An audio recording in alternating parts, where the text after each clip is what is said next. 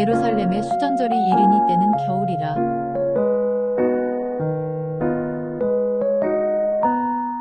구약에는 수전절이라는 것이 없죠. 이게 주전 165년 마카비 혁명 이후로 생겨난 그런 절기입니다. 유대인들은 굉장히 이 절기를 중요하게 생각을 하죠. 알렉산더 대왕에 대한 이야기는 다 알고 계시죠. 알렉산더 대왕이 마케도니아 왕으로 20살에 왕이 돼가지고 한 32살 내지 33살의 나이에 급사하기까지 엄청난 정복전쟁을 벌였습니다. 10년 남짓 정복전쟁을 하면서 엄청난 영토를 차지하죠. 페르시아 지역은 물론이고 북인도까지 점령을 했고 그 다음에 이집트, 북이집트 지역을 점령한, 세계사적으로 그 짧은 기간에 그렇게 정복전쟁을 성공시킨 왕이 없을 정도로 기원 전에 그렇게 엄청난 정복 활동을 했다는 것은 참 대단한 것 같습니다.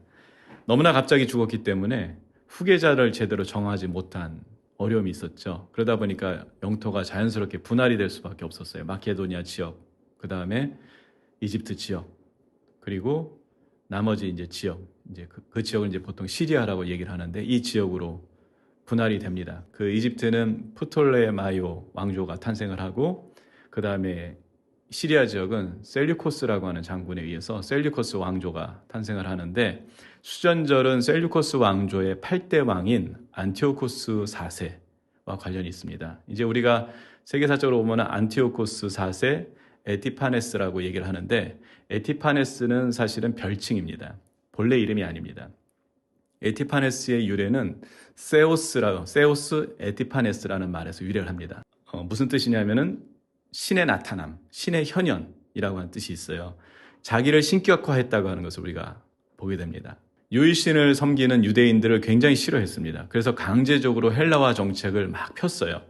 대표적인 사례가 이제 예루살렘을 점령한 다음에 예루살렘 성전 번제단에다가 제우스 신상을 세웁니다. 그리고 어떻게 하냐면은 그 번제단을 모독하기 위해서 돼지 피를 뿌리는 그런 사건이 벌어졌어요. 그거는 너무나 수치스러운 일이었을 뿐만 아니라 도저히 용납할 수 없는 그런 일이었습니다. 그리고 심지어 할례를 금지시킵니다. 유대인 말살 정책을 펴는 것이죠. 수많은 유대인들이 순교를 합니다. 짧은 시간에. 그리고 이거를 견디다 못한 당시 제사장 마따디아와 그의 아들들이 반란을 일으키기 시작합니다. 주전 165년에 예루살렘을 탈환을 합니다.